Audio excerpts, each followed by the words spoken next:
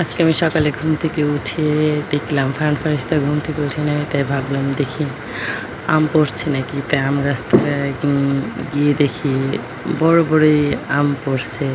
তাই ভাবলাম আমগুলো নিয়ে যাই, আমরা সবাই মিলে আর কি আম মাখাই খাবো। আম মাখাই খেতে তো অনেক ভালো লাগে। তাই আর কি লাজিমকে ডাক দিলাম যে আমরা আম মাখাই খাই। লাজিম এসে আম ছুলতেছিল, ফারান আর ফারিস্তা। এই তো আম দেখে তারা দুই ভাই বোন পাগল হয়ে গেছিলো। আমগুলো এখন ধরবে, ছিনবে, কামড়াবে, ওদের যা কাম। ধরতে দিনে বেলে তো ফারান বসে বসে একটু কান্না করলো। তাই ভাবলাম দিই, ওরা কান্না করতেছে। ফারান একটা নিয়ে কামড় দিচ্ছে, ফারিস্তা নিয়ে হাতাহাতি করতেছে। লাজিমকে বললাম, লাজিম এখন আমগুলা তো কাটা শেষ, এখন ধুয়ে ফেলো। লাজিম আর কি আম ধুচ্ছিল, আমি ভিডিও করতেছিলাম। আর ফারান ফারিস্তা দাঁড়িয়ে দাঁড়িয়ে লাজিমের আম ধোয়া দেখতেছিল। তারাও ধুতে চাচ্ছিল, কারণ হাতাহাতি তো করতে ইচ্ছা করতেছে তাদের, কিন্তু তাদের তার ধরতে দেবো না এখন, কারণ আম ধোয়া শেষ। আম ধোয়া শেষ করে যে কাটাকাটি করব, কিন্তু ফারান আর ফারিস্তা কাটাকাটি করতে দিচ্ছিল না। দেখেন তারা ধরার জন্য ফারিস্তা তো কান্নাকাটি করতেছে, গুড় পাড়তেছে, কান্না শুরু করে দিছে। আমি আর কি ওর চাচির রুমে রেখে রুমের মধ্যে এসে আর কি কাটতেছিলাম, কিন্তু আবার তারা চলে আসছে এখানে। কী আর করবো, তাদের নিয়ে কাটাকাটি শুরু করলাম। তারা দুই হাত দিয়ে ছিনলো, আমি কাটাকাটি করলাম। করার কিছু নাই, বাচ্চাদের নিয়ে খাইতে হলে এইরকম করে খাইতে হবে।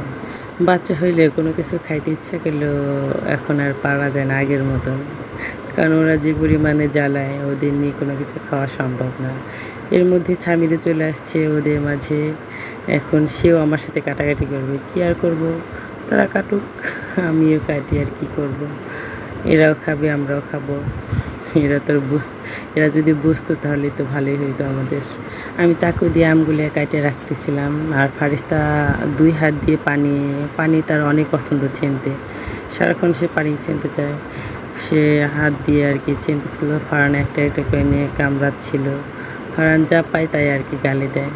তাই ভাবতেছিল যে এটাও গালি দিই, সে গালি দিচ্ছে আর নামাচ্ছে, টক লাগতেছে আবার রেখে দিচ্ছে। ফারহান আর ফারিস্তার সাথে সামিরও আর কি ছিনতেছিল। ফারহান এখন আর কি লাজিম ভিডিও করতেছিল, তাকে আর কি পানি ছিটিয়ে দিচ্ছিল। ওর যে কি, কারণ ওর আমর ফোন ধরছে, তো এই জন্য এরকম করতেছিল।